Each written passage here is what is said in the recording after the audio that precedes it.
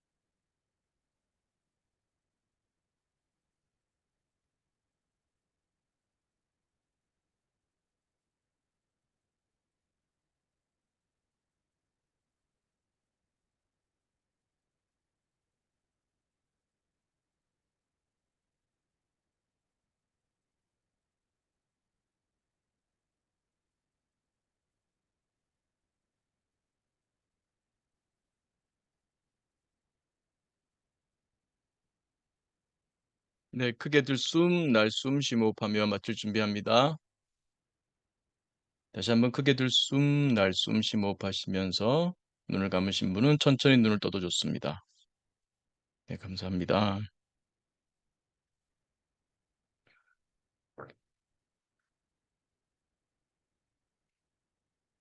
네, 어, 오늘부터는 우리 여기 MMPT 마음 공부, 보통 이제 8회기로 진행을 하는데요.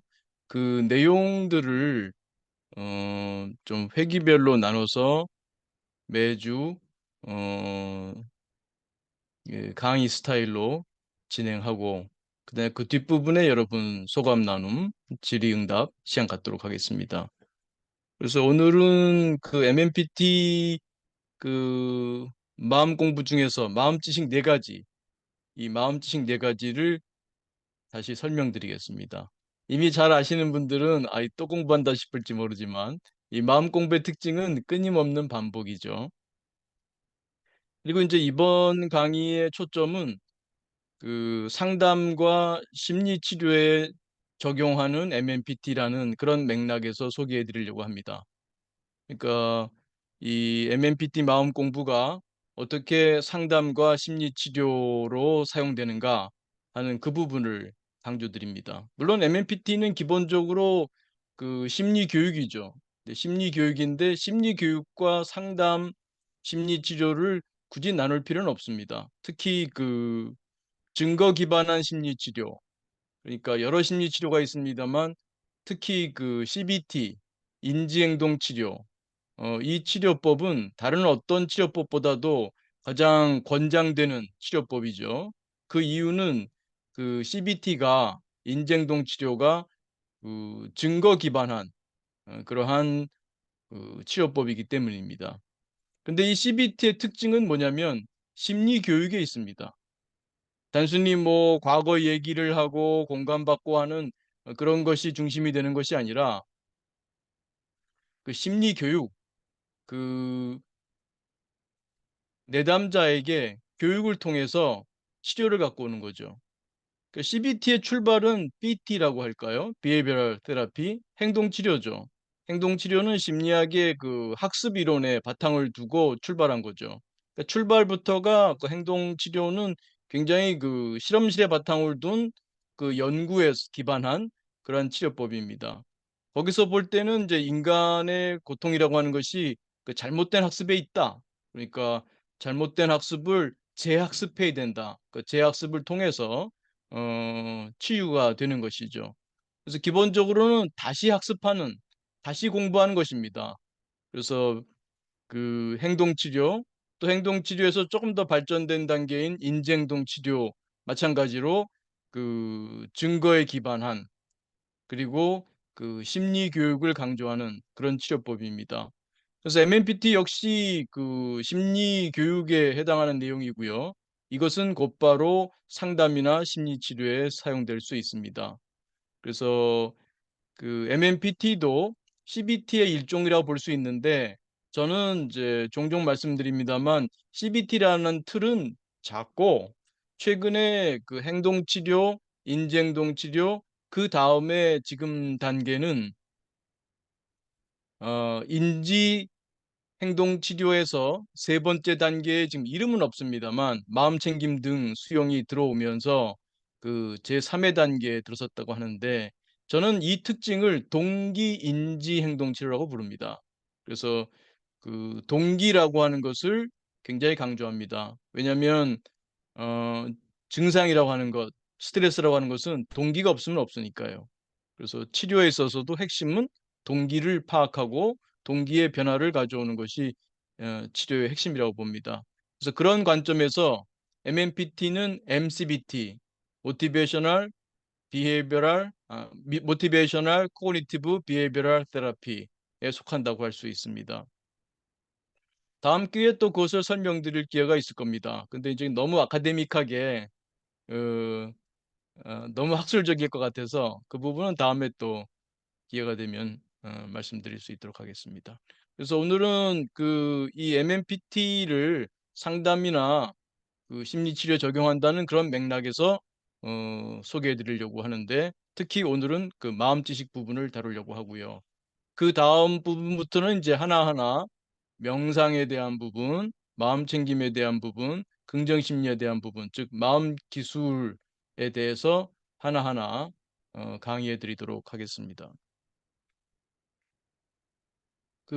미리 말씀드리지만 이 음 MMPT에서는 어 치료가 따로 있는 것이 아니고 우리가 이 마음 공부하면서 성장하는 것이, 그것이 치유의 과정이다, 이렇게 봅니다. 그래서 이 마음 지식에 대해서 알아가는 과정, 이것 자체가 우리 마음의 성장, 아니 인간의 성장, 혹은 또 거창하게 말하면 영적 성장이라고 할 수 있고요. 이 성장 과정에서 치유는 따라오는 것이다, 이렇게 보겠습니다. 제가 한번 화면을 오늘 좀 공유하겠습니다.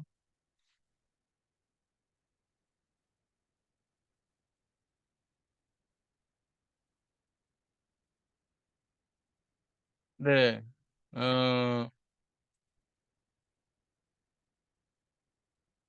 오늘 다룰 부분은 MMPT 마음 공부의 두 축, 마음 지식과 마음 기술 중에서 마음 지식에 대해서 다루도록 하겠습니다. 마음 지식은 네 가지죠. 동기 상태 이론, 구성주의, 정보 처리 용량 제한성, 그리고 끝으로 마음사 이론입니다. 이 마음 지식을 통해서 우리는 기본적으로 마음 공부가 주의 훈련이고요. 또 마음 지식을 통해서 주의 훈련을 하는 그 기초를 닦게 됩니다. 그래서 이 마음 지식을 통해서 나와 세상을 바라보는 관점의 전환이 오게 되고, 나와 세상을 바라보는 관점이 바뀌게 되면 내가 하는 행동, 내가 하는 선택이 변화할 수 있게 되겠죠. 그래서 이 마음지식 네 가지가 상담이나 심리치료에 쓰이는 그런 맥락에서 어떻게 이해될 수 있는지, 그것을 오늘 소개해 드리도록 하겠습니다. 이 마음지식 네 가지를 통해서 우리는 자기 주도적인 삶을 살게 된다고 할 수 있습니다.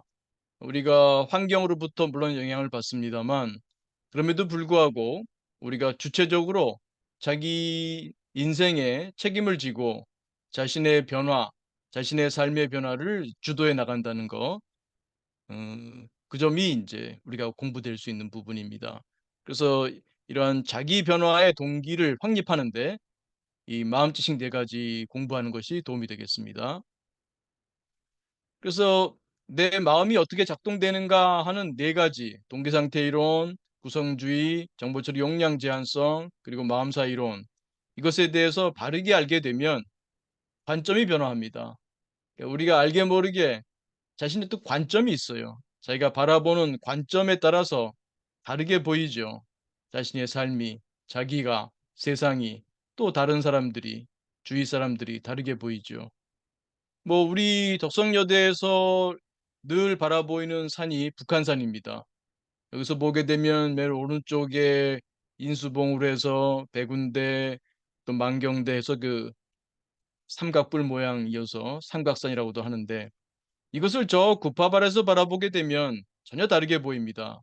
즉 바라보는 곳, 관점, 관점이 달라지게 되면 경험이 달라지죠. 이 덕성여대 우이동에서 바라보는 북한산과 저 구파발에서 바라보는 북한산은 사뭇 모습이 다릅니다.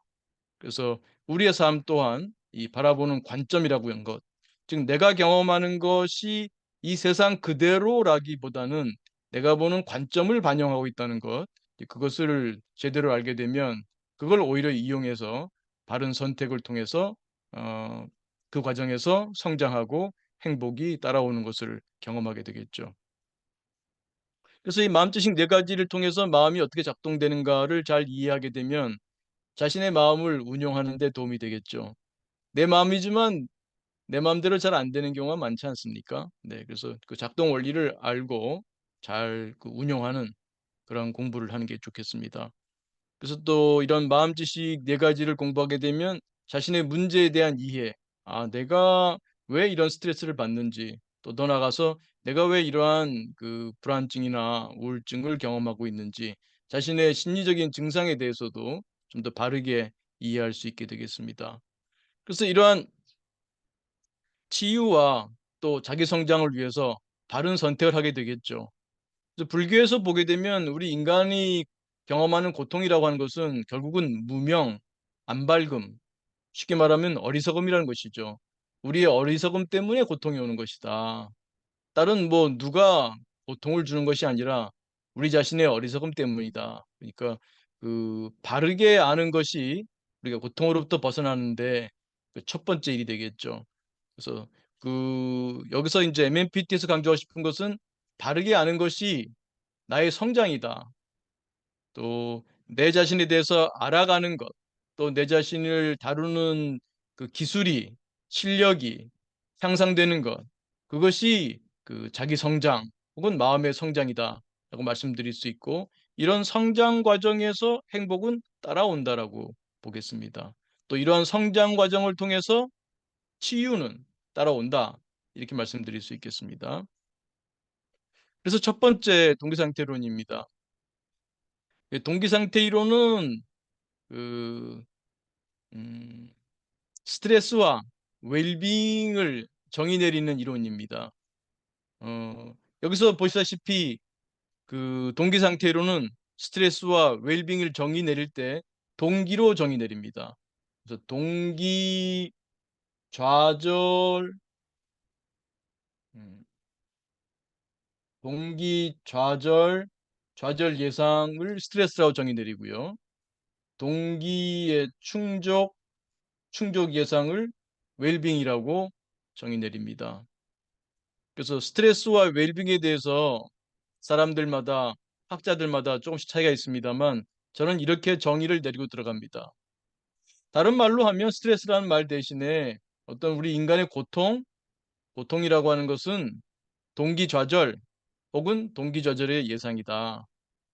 또 웰빙이라고 하는 것, 또 쉽게 말하면 뭐 행복이라고 불러도 좋습니다.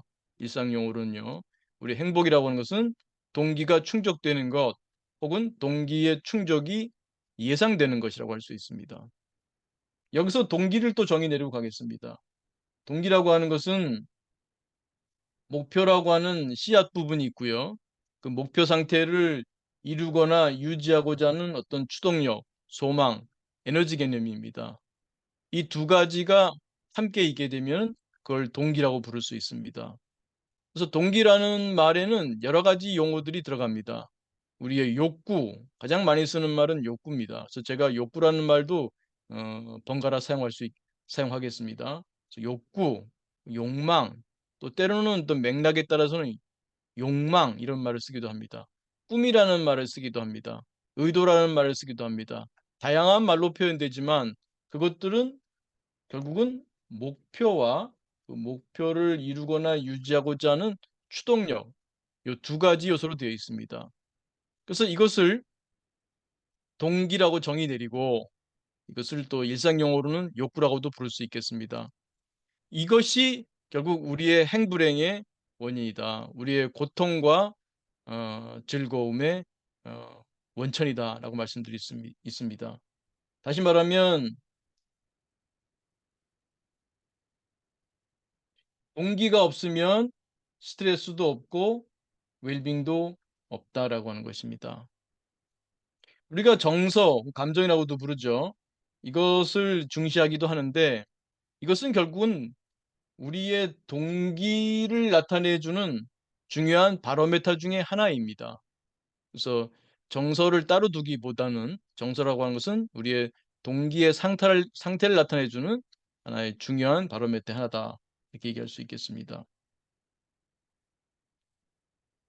그러면 이와 같은 동기 상태 이론이 갖고 있는 함축된 의미는 뭘까요? 이것이 우리의 상담이나 심리 치료에서, 우리의 성장에서, 우리의 삶의 행복에서 갖고 있는 의미는 뭘까요? 첫째는 그 여러분이 상담자라고 한다면 내담자의 스트레스와 웰빙의 근원인 동기를 파악하게 해줍니다. 동기. 혹은 여러분이 만약에 그 누군가로부터 상담을 받는 것이 아니라면 뭐 셀프 카운슬링, 셀프 사이코세라피를 한다고 할 수 있겠죠. 여러분이 이러한 공부를 통해서 자기 스스로를 치료한다. 자기 스스로를 상담한다. 이렇게 할 수도 있습니다. 이런 공부를 통해서 여러분이 바르게 알게 되고 그 바르게 알게 되는 과정에서 여러분이 성장을 하게 되는 것이고요. 그 성장을 통해서 여러분이 치유를 경험하게 되고 행복을 얻게 된다라고 말씀드릴 수 있습니다. 그래서 자신의 동기를 파악함으로써 자기 객관화를 할 수 있게 도와줍니다. 그러니까 여러분 스스로 공부할 수 자기 셀프 카운슬링, 셀프 사이코세라피 할 수도 있고요. 혹은 여러분이 치료자다, 상담자라고 한다면은 그 내담자와의 작업을 할 때에 그 사람의 동기가 뭔가, 지금 어떤 고통을 경험한다면 그 고통 너머에 어떤 욕구가 있는가. 그 욕구가 없다면 스트레스도 증상도 없는 거니까요. 그래서 그 동기를 파악하는 거, 그 자기를 객관화할 수 있는 그런 기초를 우리가 동기상태 이론을 통해서 어, 알게 됩니다. 아, 내 마음이 어, 그 힘든 것은 그런 외부적인 요인도 있지만 내 안에 동기가 없다면 그런 것이 없겠구나 하는 것을 이제 파악하게 됩니다. 물론 이 과정을 지금 간단하게 얘기 드립니다만 여러분이 상담을 하거나 심리 치료를 한다면 그 내담자와의 그 대화를 통해서 충분히 납득할 수 있도록 도와줘야겠죠. 혹은 이것을 뭐 심리 교육이나 워크숍을 해도 마찬가지고요.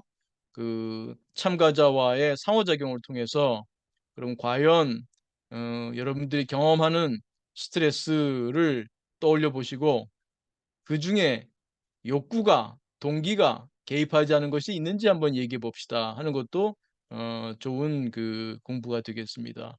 그 동기상태 이론을 이해하는 좋은 방법이 되겠습니다. 그래서 일상에서 내가 스트레스를 경험할 때, 물론 웰빙을 경험할 때도 마찬가지입니다.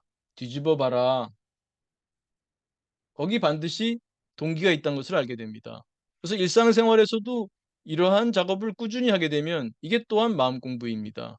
그래서 내가 어떤 스트레스를 경험할 때 누구 때문에, 아내 때문에, 남편 때문에, 자녀 때문에, 무슨 뭐 직장 상사 때문에, 어떤 일 때문에 뭐 이렇게 음 귀인시킨다 그러죠. 그렇게 원인을 돌리기보다 일단은 그 '나의 어떤 동기가 관여하고 있는가.' 하면서 자기 자신의 동기를 알게 되고 자기 객관화에 도움이 되겠죠.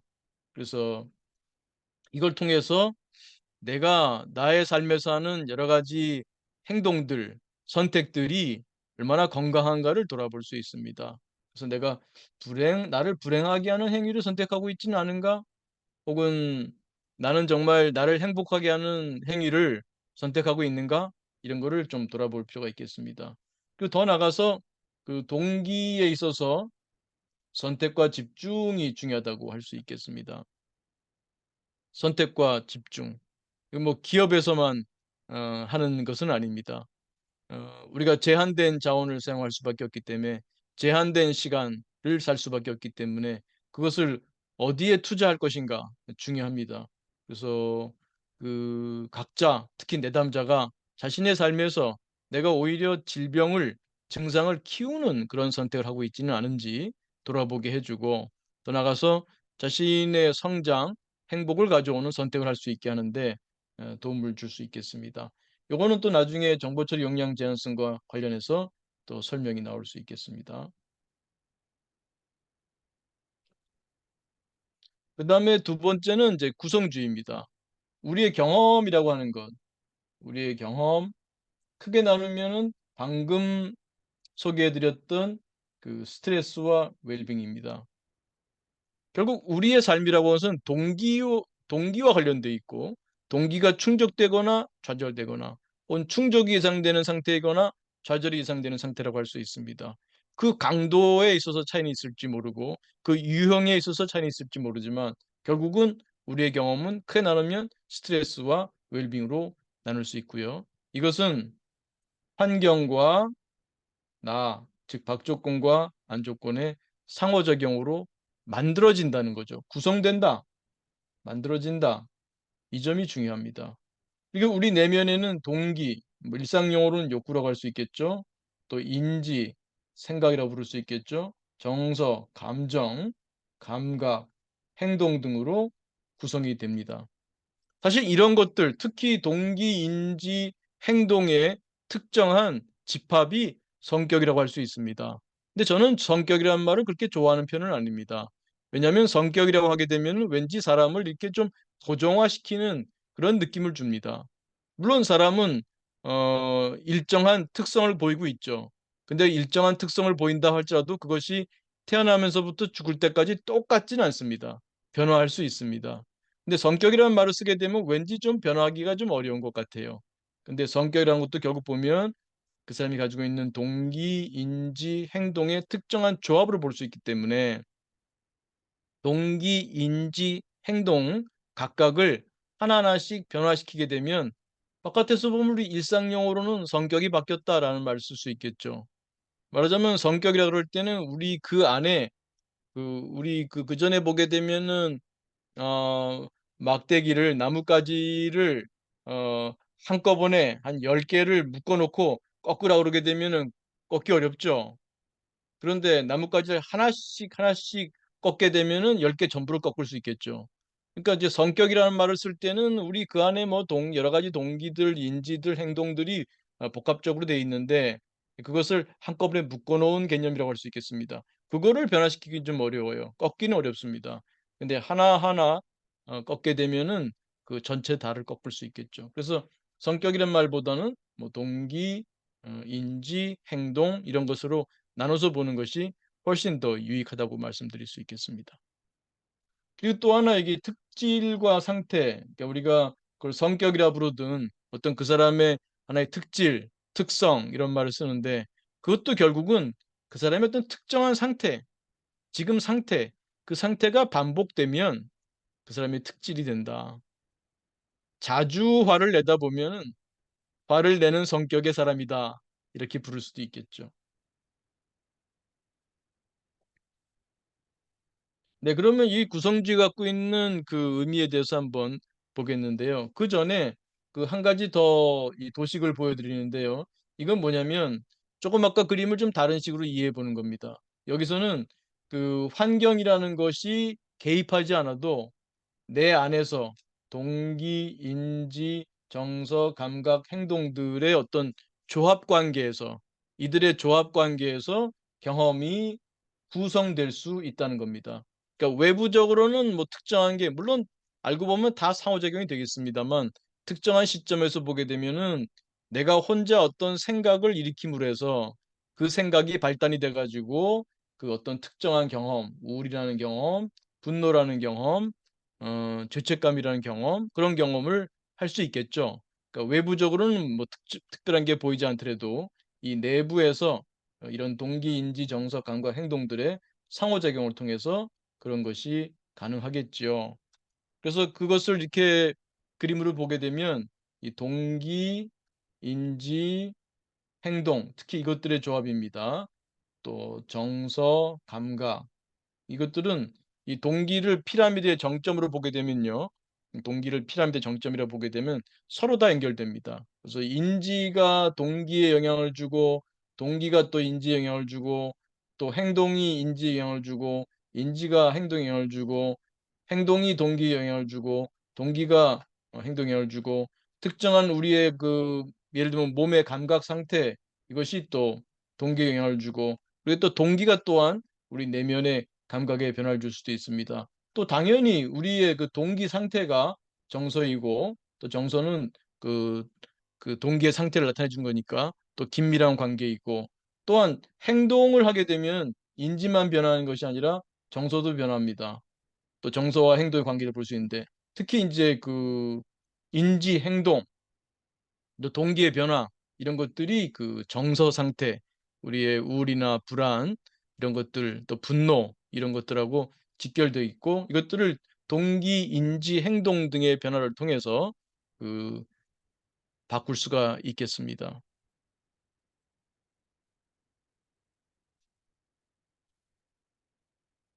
그래서 이와 같은 구성주의의 시사점은 첫 번째 그 나에 대한 그 관점의 변화입니다.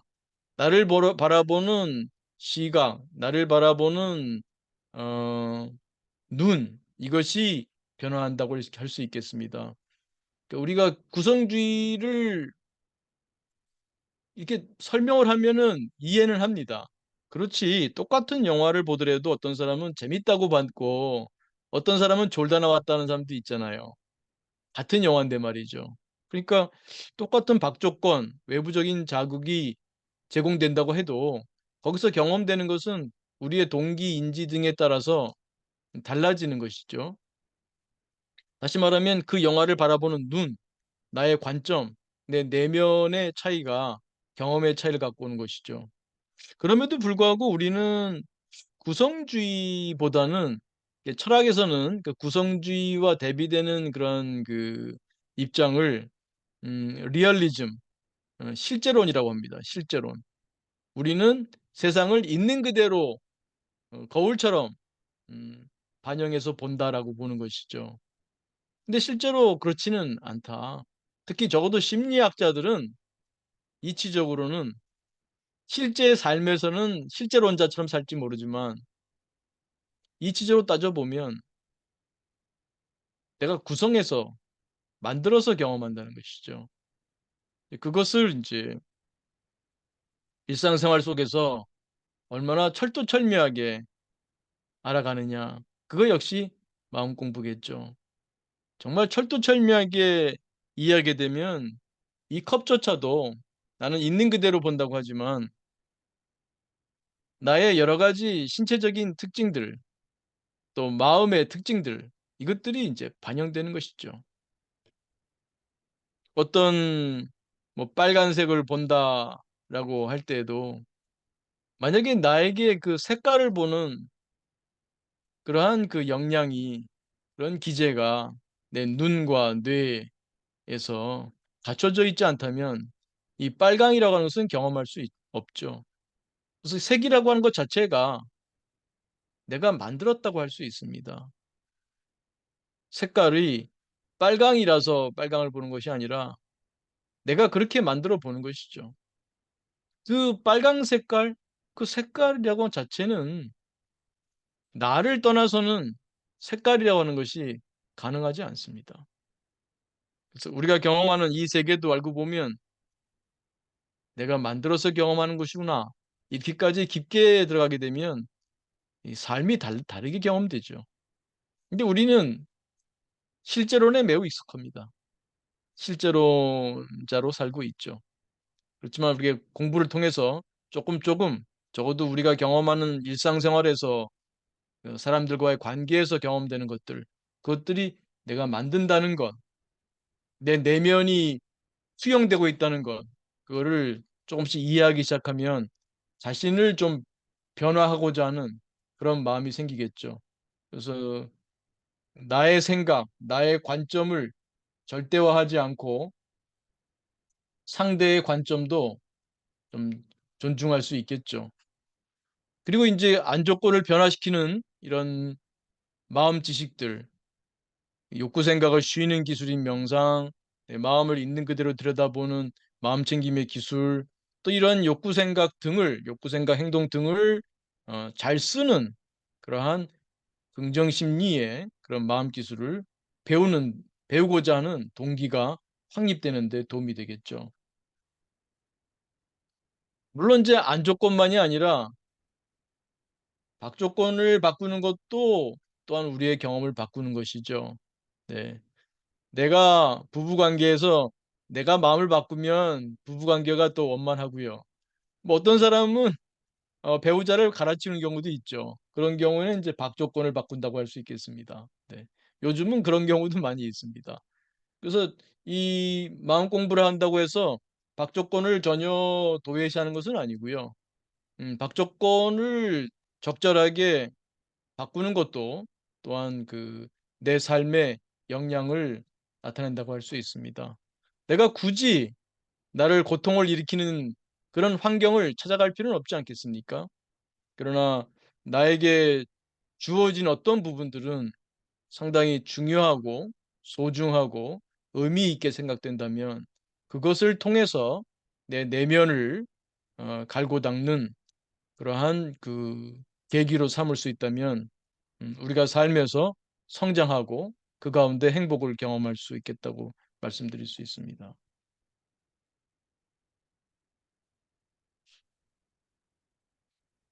그리고 나뿐만 아니라 다른 사람 역시 자신의 관점에서 세상을 보고 있는 거니까 다른 사람에 대한 이해에도 도움을 주는 것 같아요. 구성주의를 제대로만 공부한다면, 아, 그래. 나만 그런 것이 아니라 저 사람도 저 사람의 관점이란 게 있고 저 사람의 관점에서 이 일을 보고 있구나.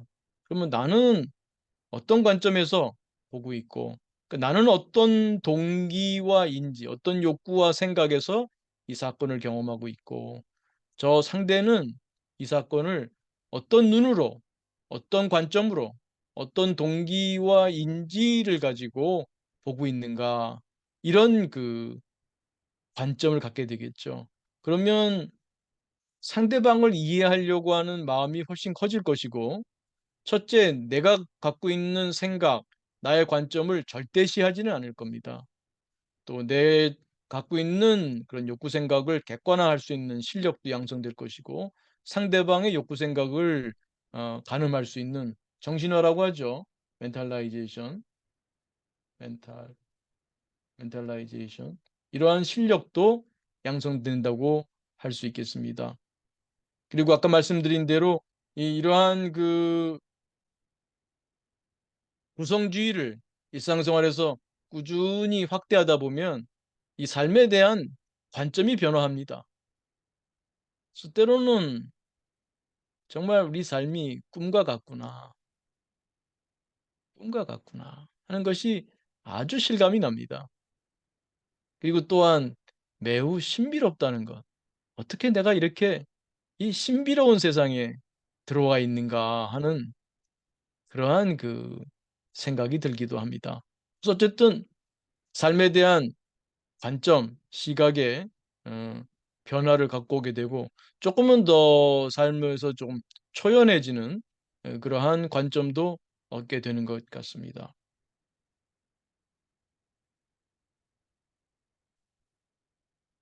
그다음 그 세 번째 마음 지식이죠. 정보 처리 용량 제한성.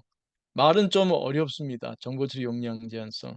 근데 여러분이 알고 있는 걸로 한다면 어떤 작업 기억, 워킹 메모리 용량이 작다. 우리가 뭐 숫자도 7개 이상 불러주게 되면은 따라하기 힘들잖아요. 한꺼번에. 그 8개, 9개, 10개, 11개 들어오게 되면 앞에 게 벌써 빠져나가 버리죠. 그러니까 우리가 담을 수 있는 정보의 양이 적어요. 그러니까 우리가 워킹 메모리 혹은 의식의 공간이라고 할 수 있겠습니다. 다른 비유로는 또 의식 공간 혹은 마음 사회 무대, 마음이라는 사회의 무대, 마음 사회는 무한히 커도 마음은 무한히 커도 그 무대는 작다 이렇게 표현할 수 있겠습니다. 그래서 이 작업 기억이 작은 이유는 우리가 한 번에 동원할 수 있는 정신 자원이 제한되어 있어서 그래요. 정신 자원이. 그러니까 주의라고 하는 것 자체가 이 정의가 정신 자원의 배분이다. 영어로 allocation of mental resources 이렇게 정의 내립니다. 간단하게. 주의란 우리가 갖고 있는 정신 자원을 배분하는 거예요. 하나의 하나를 선택하고 집중할 수 있죠. 뭐 시쳇말로 몰빵이라고도 하죠. 하나에 집중하는 것도 있고 때로는 나눠 쓸 수도 있습니다.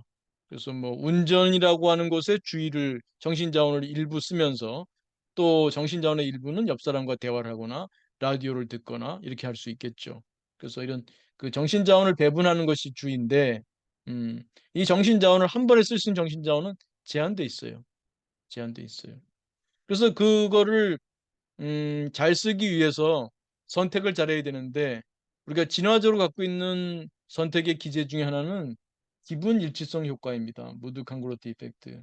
그래서 우리가 어떤 상황에서 우리 마음에 굉장히 많은 공부해 놓은 지식들이죠. 경험들이죠. 그 있는데 그 중에 무엇이 마음사의 무대에 의식 공간에 나와서 지금 작업을 하느냐 하면 지금 작업과 관련된 어떤 정서, 그 정서와 관련된 기억들이 잘 떠올라요.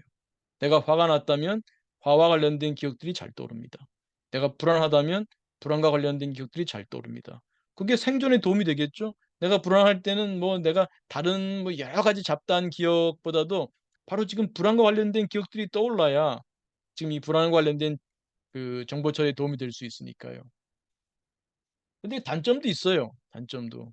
그래서 특히 화가 날 때는 화와 관련된 기억이나 화와 관련된 생각이 잘 떠오르기 때문에 생각할수록 화가 더 나고 불안할 때는 생각할수록 더 불안해지고 우울할 때는 생각할수록 더 우울해지는 그런 악순환에 빠질 수 있습니다. 그래서 인간은 이 확대 축소 전략을 하는 경향이 꽤 있어요. 자기 스트레스를 만드는 그런 부분을 자꾸 확대해서 그 반출을 하고 그렇지 않은 부분은 이제 축소하게 되는. 뭐 기본적으로 그 정보 처리 용량, 이런 정신 자원이라고 하는 것이 제로성 관계로 나눠 써야 되기 때문에 하나에 투자가 되면 다른 한 부분에는 적게 쓸 수밖에 없죠. 거기다가 뭐 부정 편향성이 있죠. 지위 편향성이 있죠. 이런 것들로 인해서 부정적인 것에서 더 주의를 보게 되고 남과 비교를 하면서 더 그 부정적인 경험을 하기 쉽고요. 이런 식으로 그 진화적인 그 메커니즘을 갖고 있기 때문에 이 정보 처리 용량이 제한되어 있다는 거 이것이 우리가 공정한 정보 처리를 하기가 어려워요. 사람과의 관계에서나 나를 평가함에 있어서도 공정한 정보 처리가 어렵습니다. 그래서 이것이 갖고 있는 시사점으로는 정보 처리 용량 제한성이라고 하는 것이 뭐 비유하자면 하나의 인간의 원죄와 같다. 인간에게 원죄가 있다면 그것은 정보 처리 용량이 제한되어 있다는 것. 그것이 원죄다라고 말씀드릴 수 있습니다.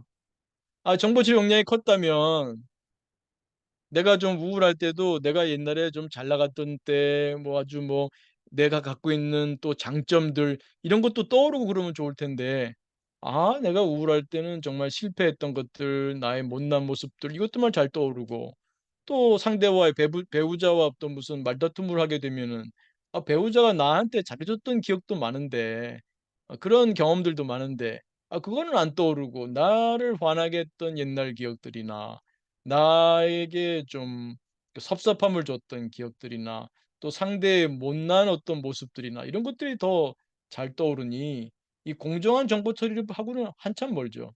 그래서 결국은 정보 처리 용량 제한성으로 인해서 이것의 희생자가 되는 경우가 많습니다.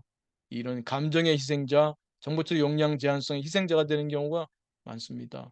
때로는 가해자가 되기도 하죠. 그런 정보 처리 용량이 제한됐기 때문에 상대에게 못할 말, 못할 행동까지 하고 나중에 또 후회하는 경우도 꽤 있지 않습니까? 이런 것들이 인간이 갖고 있는 정보 처리 용량의 제한성 때문입니다. 그러나 이것이 또한 비유하자면 복음과 같은 측면이 있습니다. 왜냐하면 이게 작기 때문에 다루기가 쉽다. 매니지하기가 쉽다는 거예요. 그래서 우리 인간을 전부 바꾸려고 하는 게 아니라 지금 내 의식 공간, 지금 마음사의 무대에 몇 개만 의도적으로 내가 정보를 어떤 경험을 어 인지를 행동을 선택하게 되면 금방 또 바꿀 수가 있어요. 그래서 우리가 이런 마음 공부를 한다. 또 명상, 쉼의 기술, 마음챙김, 봄의 기술, 긍정심리, 씀의 기술 이런 기술을 배울 때도 보면 이런 정보 처리 용량이 작다는 것이 이러한 공부를 하는데 매우 많은 도움이 된다고 말씀드릴 수 있겠습니다. 그래서 몇 차례 보여드렸습니다만 이러한 거에서 긍정 심리 접근을 인제 취한다고 할 수 있어요. 그래서 MMPT는 긍정 심리 접근이라고 볼 수 있습니다.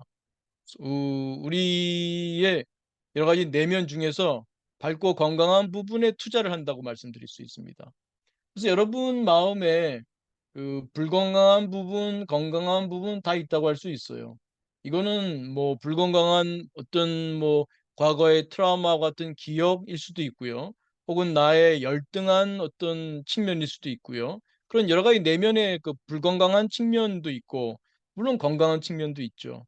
근데 정보 처리 용량이 제한돼 있는데 이 불건강한 마음에만 자꾸 이것을 고민하고 이거 어떻게 해결해 보려고 나름 노력하는 것은 가상하나 그럴수록의 문제는 더 어려워집니다. 즉 불건강한 마음이 더 커진다는 거죠. 정보 처리 용량이 제한돼 있어요. 제로섬 관계란 말입니다. 그 제한된 정신 자원을 지금 불건강한 마음과 씨름하는 데 투자를 하게 되니까 건강한 마음들은 점점 더 위축될 수밖에 없죠. 그리고 불건강한 마음은 내가 의도한 것은 아닌데 내 의도와는 반대로 내 주의를 먹고 내 정신 자원을 먹고 점점 비대하게 커지는 것이죠. 그래서 이 MMPT라든지 또 다른 어 해결 중심 단기 치료라든지 또 이런 것들 또 액트도 마찬가지입니다. 이런 치료법들은 긍정 심리 접근에 속한다고 할 수 있어요. 그래서 인간의 불건강한 마음에 투자하지 않고 이거는 그냥 두고 건강한 마음에 투자를 하는 것입니다. 그렇게 되면은 이와 같이 된다는 거죠.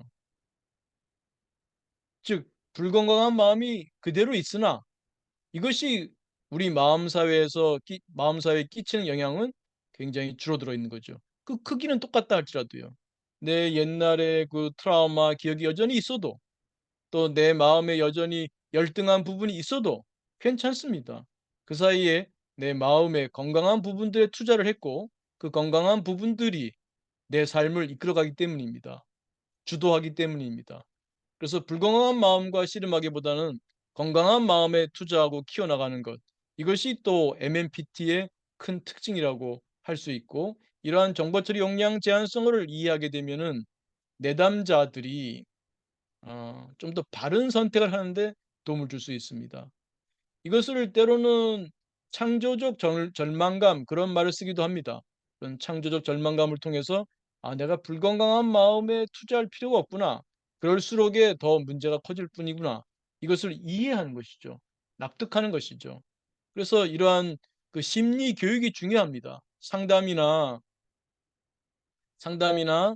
그리고 그 심리 치료에 있어서 그 교육이 중요합니다. 물론 그 암기식 혹은 뭐 주입식 이런 교육은 안 되겠죠. 이런 대화를 통해서 뭐 가능하다면 소크라테스 기법을 통해서 주고받는 대화를 통해서 그 내담자 스스로 정말 '내 마음이 이렇게 작용하는구나. 이렇게 작동하는구나.'를 바르게 알므로써 바른 선택, 아까 말씀드린 대로 무명이, 어리석음이 고통의 출발점이거든요. 내가 바로 알게 되면, 거꾸로 바로 알면, 바른 선택을 하게 되면 고통은 줄어들 수밖에 없고 내가 성장하면서 내 행복이 증진되겠죠. 그래서 이 MMPT에서는 이와 같이 그 마음에 대해서 바르게 알도록 도와주는 게 중요합니다. 그래서 이러한 교육, 이러한 동영상 이런 것들을 보고 또 가능하다면 상담자, 치료자 혹은 코치 뭐라고 불러도 좋습니다. 선생님 뭐라고 불러도 좋습니다. 이런 분들의 도움을 받으면서 하는 것도 좋죠. 특히 증상이 좀 심한 분들의 경우에는 그 자가 상담, 자가 심리 치료가 좀 어려우니까, 자가 코칭이 어려우니까 그런 다른 도와주는 분들을 통해서 공부를 함께 하게 되면 훨씬 더 자기 마음에 대해서 이해가 깊어지게 되고 또 뒤에 배우는 마음 기술들을 하나하나 배워나가는 데 도움이 되고 그 과정에서 내 내면이 변화하게 되는 것이죠. 내 동기가 변화하고 내 인지가 변화하고 내 행동이 변화합니다. 그거를 뭐 일상용어로는 "성격이 바뀌었다." 이렇게 부를 수도 있겠죠. 그래서 끝으로 그 마음 사회 이론입니다. 어 이것도 굉장히 강조되는 부분이죠. 특히 이 부분은 내담자들에게 반드시 교육돼야 할 부분입니다. 여러분들이 MMPT로 상담을 하거나 MMPT로 심리 치료를 하지 않는다 해도 마음사회 이론에 대한 교육은 상당히 중요합니다. 왜냐하면 우리 대부분은 나에 대한 정체성, '나는 누구인가.'는 나의 정체성에 있어서 하나로 생각하는 경향이 있어요. 사실은 그것은 가정입니다. '나는 하나다. 나라고 하는 인간 뭐 김정호는 하나다.'라고 보는 것은 가정입니다. 반드시 그런 것은 아닙니다. 그거보다는 '김정호는 여러 나들로 구성되어 있다. 내 마음에는 여러 나들이 산다. 김정호라는 마음 사회에는 여러 나들이 산다.'라고 이해하는 것이 훨씬 건강합니다. 훨씬 심리적 유연성을 높여주는 데 기여하게 됩니다. 여러분 대한민국에 대해서 생각해 보세요. 대한민국이 하나인가요? 여럿인가요? 대한민국은 하나지요. 대한민국은 하나입니다. 근데 대한민국에 한 사람만 사나요? 그 대한민국에 얼마나 많은 집단이 있습니까? 우리 당으로 보면 국힘당 지지하는 사람, 뭐 더불어민주당 지지하는 사람, 또 그 밖에 지지하는 사람 뿐만 아니라 그 속에 얼마나 많은 또 개인들이 각자가 각자의 욕구와 생각들을 가지고 살아가고 있습니까? 그 전체를 이름하여 대한민국이라고 부르잖아요. 물론 유엔에서는 한 표를 행사하겠죠. 그렇지만 그 내면을 들여다보면 그 다양한 사람들, 다양한 욕구들을 이해하겠죠.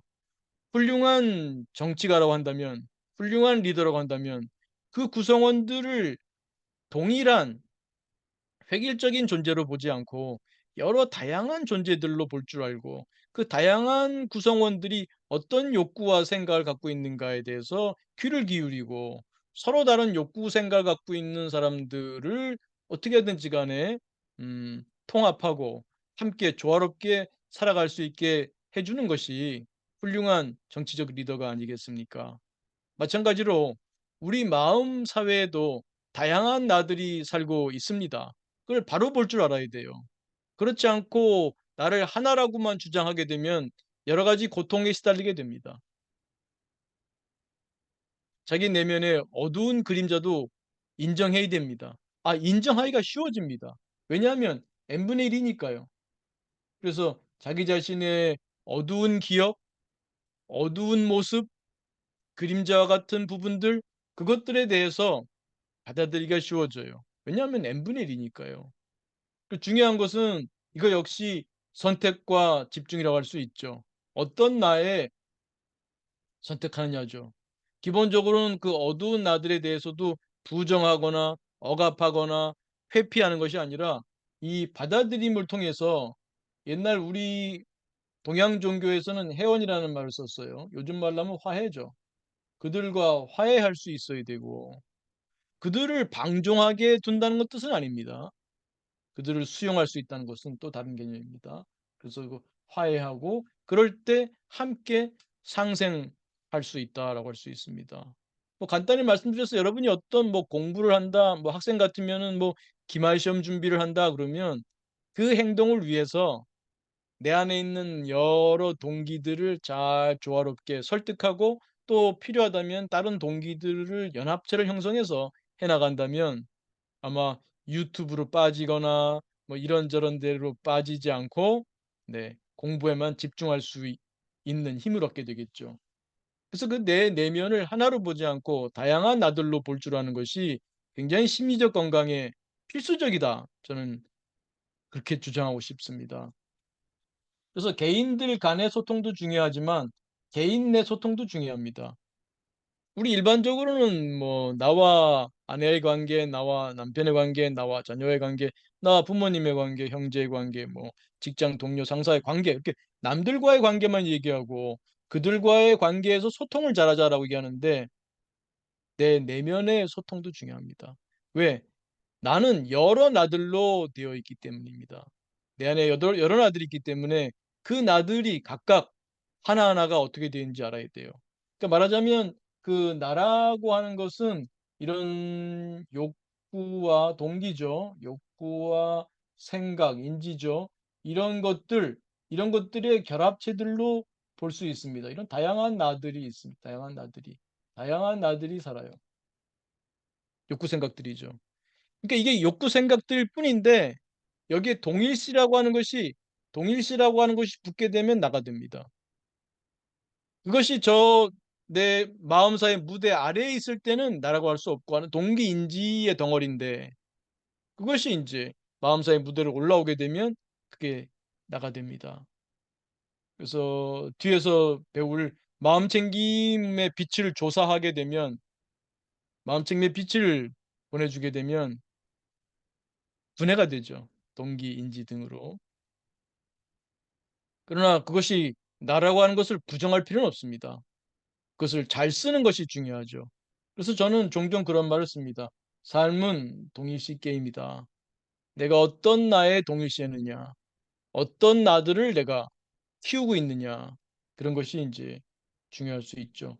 그래서 그 행복과 성장의 삶이라고 하는 것은 이 마음 사회에 훌륭한 정치를 하는 것이다. 라고도 볼 수 있겠습니다. 그래서 마음사 이론 그 핵심적인 세 가지 자주 말씀드립니다. 첫째, 내 마음은 여러 나들로 이루어진 사회다. 또 하나는 이 나들은 정해져 있지 않다. 만들어 나간다는 것이죠. 그래서 특히 그 명상, 마음챙김, 긍정심리 등을 통해서 건강한 나들을 키워나간다라고 말씀드릴 수 있겠습니다. 또 하나 중요한 것은 너의 마음도 사회라는 겁니다. 이 혼자 살아가는 사람들은 없죠. 우리는 누군가와 함께 살아갑니다. 대부분의 스트레스라고 하는 것도 이 관계에서 오는 스트레스입니다. 직장 스트레스라고 하는 것도 대부분 알고 보면 관계 스트레스입니다. 상대방을 이해할 때도 상대방 역시 여러 나들로 되어 있다는 것을 잊지 마십시오. 누군가와의 관계에서 때로는 삐걱거릴 수 있습니다. 아내와 남편과의 관계에서 때로는 삐걱거릴 수 있습니다. 그럴 때 과일반화하지 마십시오. 그 사람 속에 여러 나들이 있어요. 지금 당장은 마음에 들지 않는 나가 올라왔을지 모르지만 그 사람의 마음에는 여전히 나와 잘 통하는 부분이 있습니다. 나를 좋아하는 나도 들어 있습니다. 그 나를 불러낼 수 있는 실력을 갖추는 것이 우리에게 필요하다고 할 수 있겠습니다. 그래서 마음사 이론은 나에 대한 이해에도 도움이 될 뿐만 아니라 다른 사람의 이해에도 매우 도움이 된다고 할 수 있겠습니다.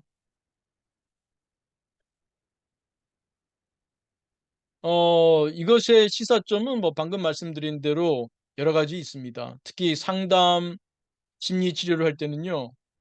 대부분 사람들이 어떤 우울이나 불안이나 자신의 특정한 모습에 꽂혀가지고 뭐 어떤 사람들은 수치심으로 굉장히 고통받는 사람들도 있고요.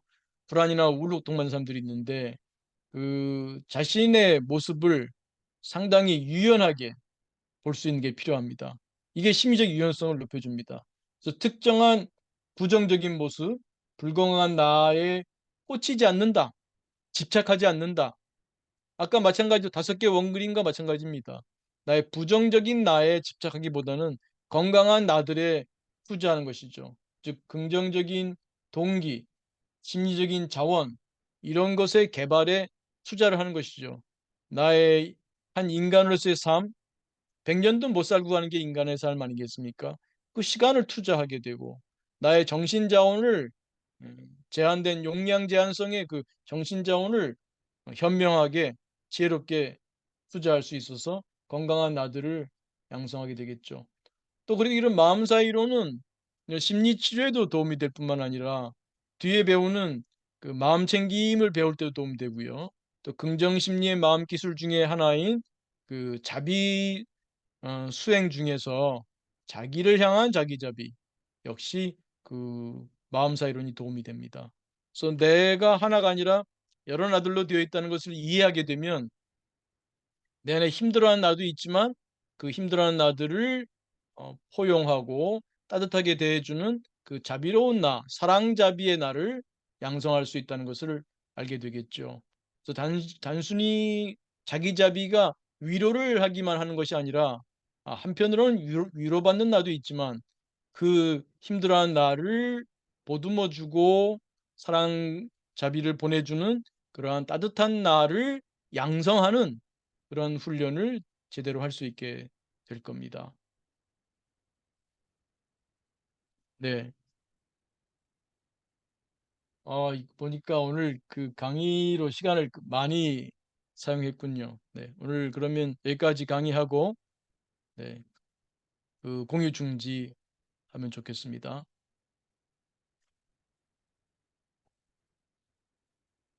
네, 고맙습니다. 어, 오늘 좀 제가 혼자 많이 떠들었습니다. 네.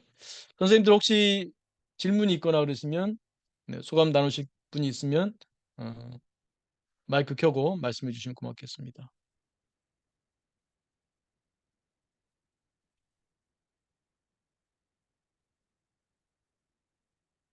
오늘 강의에 대한 질문도 좋습니다. 필요하시다면 뒤에 채팅창을 좀 볼까요? 오늘은 채팅창도 강의 들으시느라고 채팅창에 글 쓴 분이 아무도 없구나. 예. 강의에 굉장히 집중하셨나 봐요. 네, 감사합니다. 교수님, 그래서 앞으로 계획은 계속해서 그 다음에는 명상 이렇게 하나하나 그 MMPT를 오늘부터 해서 그 8회기 내용을 한 꼭지씩 이렇게 그 동영상으로 정리해서 이제 올려두려고 합니다. 그래서 필요하다면 여러분들이 이 동영상으로 그 심리 치료를 하셔도 좋습니다. 그래서 내담자와의 관계에서 이러이러한 공부를 하나씩 이제 동영상이나 책을 통해서 공부하고 한 주 한 주 그분과 이렇게 상담을 심리 치료를 진행하는 것도 좋겠습니다. 지금 그런 계획으로 오늘부터 네, 그 강의를 하도록 하겠습니다.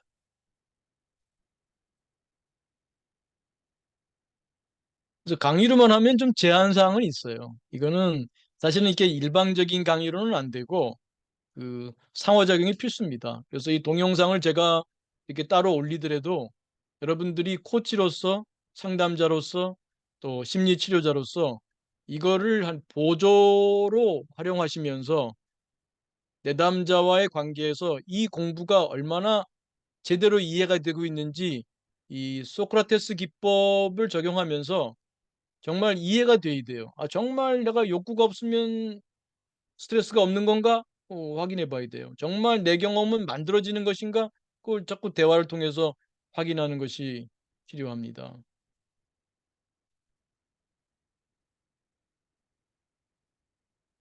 아, 쉼표님, 특히 내 마음에 여러 내가 나가 사는 것 그 잊고 있었어요. 아, 있는다니까요. 그래서 마음 공부는요, 꾸준히 반복해야 돼요. 반복, 반복, 반복입니다. 자꾸 잊어버리게 되죠. 네. 최근에 예민해진 저에게 내가 왜 그러지라고 자꾸 스스로 자책하게 됐거든요. 예민함도 나고, 때로는 긍정적인 나도 진정한 나고요. 라떼님이시군요. 네, 반갑습니다. 그때 아마 그 휴직 들어가신다 그랬던 것 같기도 한데 잘 되셨나 모르겠습니다. 네, 오랜만입니다. 아, 휴직이 되셨군요. 네. 네, 그러시고 여러분 라떼님이 지금 말씀하신 것처럼 자기의 부정적인 것하고 싸우지 마세요. 싸우지 마세요. 정보 처리 용량이 제한되어 있습니다. 그 아까운 정신 자원을 음, 그 어두운 나와 씨름한 데 쓰지 마십시오. 박 선생님 손 드신 건가요? 네, 말씀해 주세요. 네.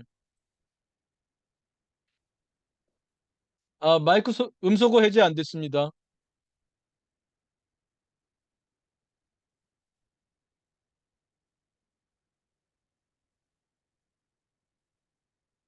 최 선생님 음소거 해제 될까요?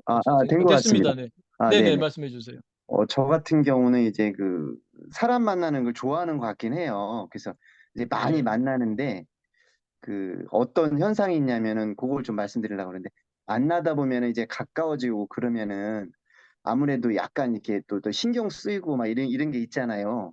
그 사람의 하는 행동에 대해서 약간 뭐랄까 좀 반응도 하고 눈치도 보는 것도 있고 음, 좀 친밀감이 생기면은 그런 게 개인적으로 그렇더라고요. 다른 사람은 어떤지 모르는데 음, 좀 가까워지면은 그 사람들 이렇게 뭐 기분이나 아니면은 뭐 그런 것도 신경 쓰고 눈치도 보게 되고 이런 게 좀 생기는데 음, 그렇게 되면은 이런 게 그런 경우에 보면 어떤 경우에 어떤 현상이 있냐면 그 상대가 그런 거를 가지고 이제 좀 무리하게 하는 반응하는 좀 그런 경우도 있더라고요.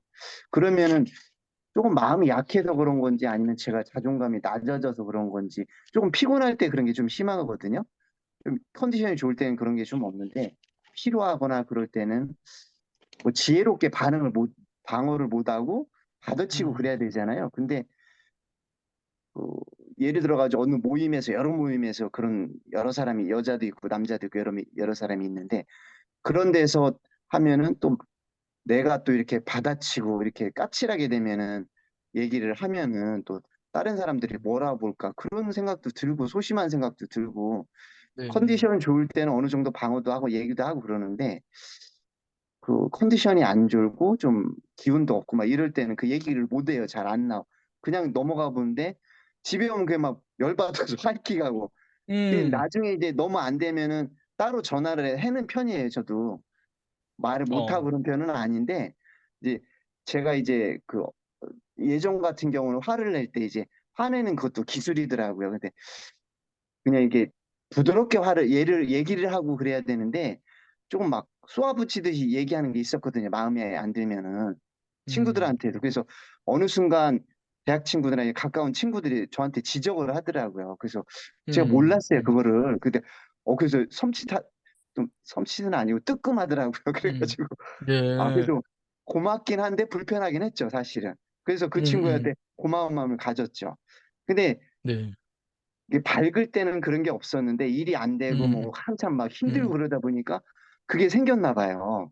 예전엔 음, 그런 게 없었다고 있을 수도 있겠죠. 근데 그런 걸 잘 못 음, 느꼈는데 어려운 시기가 좀 지나고 그러다 보니까 막 쌓인 게 있어가지고 막 주위에 그걸 풀었지 음, 않는 그런 생각도 들어요. 정확하게 저도 잘 모르겠어요. 네. 그래가지고 지혜롭게 방어하는 거? 그리고 네. 자존감이 낮춰서 그런 반응을 잘 못하는 건가?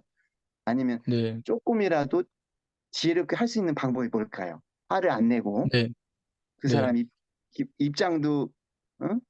그 사람 입장도 무한하지 않게 그 사람 체면도 음, 생각해 주면서 음, 그런 생각을 예, 한번 여쭤보려고요. 예. 네. 잘 안 돼서 그래. 그, 네네. 일단 오늘 강의한 내용과 연결시키면 마음사의 이론이 마음에 많이 다가오시나요? 네네. 다가오긴 하죠. 네. 그러면 그 다른 사람한테 눈치를 본다고 할 정도로 다른 그걸 왜, 사람을 배려한다고 할까? 좋게 표현하면 배려죠. 근데 그걸 왜 또 그런지 보기에 모르. 따라서는 눈치라고 할 수 있는데 예, 예. 그런 그런 나는 어떤 날까요? 글쎄, 그게 뭐랄까, 조금 이렇게 좀 두려운 것도 있나요? 뭐 이렇게 좀 가까워졌는데 친밀감이 생긴 사람이 뭐 이렇게 떠나간 뭐 그런 것도 있지 않을까. 그런 것도 있는 것 같아요. 생각해 보면. 아, 예, 예. 네. 그 사람이 나를 떠날까 봐. 네. 그래서 이제 약간 잘 보이려고 한다고 해야 되나? 뭐 친밀감이, 내가 예를 들어가지고 이렇게 겪어보니까 사람이 괜찮다. 네. 그러면은 약간 이렇게 그런 게 생기더라고요. 저도 모르게. 이 사람을 이렇게 음, 놓치면 안 된다. 뭐 이런 약간. 네. 그래서 그런 건지 자꾸 의식이 돼요. 의식이 네. 되니까 이제 음, 조금 그렇게 네. 별 이렇게 감정 없을 때, 친밀감이 없을 네. 때보다는 알겠습니다. 부모님한테 막 이렇게 부모님이 막 이렇게 좀 막 그렇게 해도 말을 잘 못하는 그런 상황? 그런 거랑 약간 음, 비슷한 것 같아요. 예. 응, 응, 뭐 하나는 그 몰발의 음, 4종 세트가 있죠. 응. 예, 예. 네, 다시.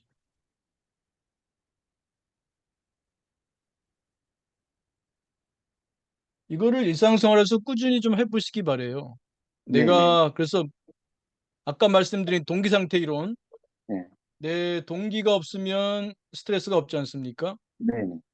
그러면 아까 동기 상태 이론에서 시사점 말씀드릴 때 그 스트레스를 경험할 때 한번 뒤집어 보자. 어떤 동기가 있나. 네.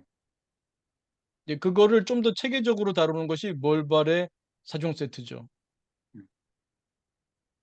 나는 나에게 뭘 바래? 나는 너에게 뭘 바래? 너는 나에게 뭘 바래? 너는 너에게 뭘 바래? 그래서 이거를 일단 좀 꾸준히 하시면서요. 네, 네. 뭐 지금 시간이 굉장히 많이 지나서 네, 네, 길게 알겠습니다. 말씀드리기는 어렵겠지만 네, 첫째, 뭘 바래 4종 세트를 꾸준히 한다. 네, 둘째는 그 선생님 스스로에게 음, 그 웰빙 행동을 통해서 음, 심리적 곳간을 채워준다. 네, 곳간에서 쌀독에서 인심난다. 그러니까 내 네, 마음의 쌀독, 마음의 곳간을 좀 채워주는 평소에 그것도 결국은 돌아 크게 보면은 자기자비의 자비행위죠. 네, 나를 위한 그 웰빙을 제공하는 것은 자비행위입니다. 자기자비행. 네, 그거를 통해서 자연스럽게 쌀독에서 인심이 나니까 다른 사람한테도 좀 더 부드럽게 대할 수 있을 것이고요. 네, 음, 그다음에 또 하나는 평소에 사람을 만나실 때요. 네, 어, 이렇게 자비를 방사하는 심상을 좀 가져보십시오. 네. 구체적인 방법이 있을까요? 그 자신의 몸에서 이제 자비의 기운이 나온다는 대화를 하면서도 약간 한 네, 10% 정도의 정신 자원을 네, 네. 내가 이렇게 자비의 그런 그 기운이 나온다는 걸 하는 것도 좋습니다. 네, 네. 너무 많은 것을 말씀드린 것 같네요. 네, 네. 감사합니다. 하나는 네, 요약하면은 멀발의 4종 세트를 꾸준히 해보셔라. 네, 그다음에 자기자비와 통하는 건데 그 웰빙 행동을 통해서 네, 마음의 쌀독을 채우자. 네, 세 번째는 대화를 하실 때에도 자비의 그런 이제 자비 기원을 자꾸 하시다 보면 네, 타인 자비 하시던 것이 습관이 되면 네. 대화를 하실 때 도움이 되실 겁니다. 네, 네. 그것도 한동안 또 하다가 또 안 하고 있었어요. 아, 잊어버려라. 그랬군요. 예, 예. 그래서 뭐 마음 공부는 꾸준한 연습이고요. 네, 네. 오늘 시간이 많이 돼서 네, 네. 여기까지만 하고 다음에 박 선생님 또 네. 실천하시면서 궁금하신 게 있거나 실천하시면서 새롭게 체험되는 좋은 소감 있으시면 나눠주시면 고맙겠습니다. 네, 네. 감사합니다. 네네. 아, 시간이 많이 갔습니다만 1분 정도 마무리 영상하고 마치도록 하겠습니다. 자, 몸과 마음을 편히합니다. 어깨 힘 툭 떨어뜨리시고 가만히 지금 여기에 내 몸에 호흡의 마음 옵니다.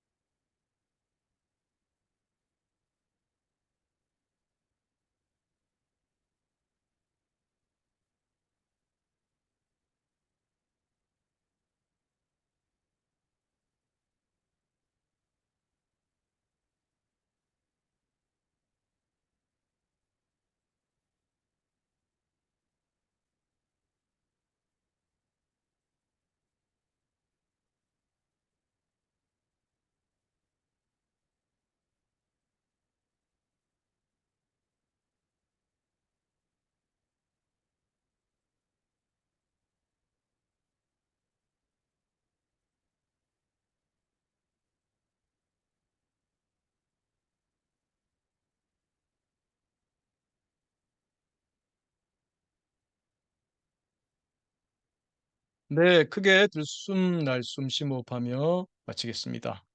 네, 고맙습니다.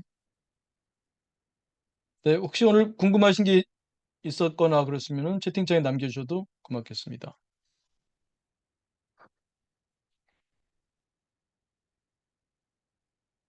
음, 네, 도움이 돼서 다행입니다.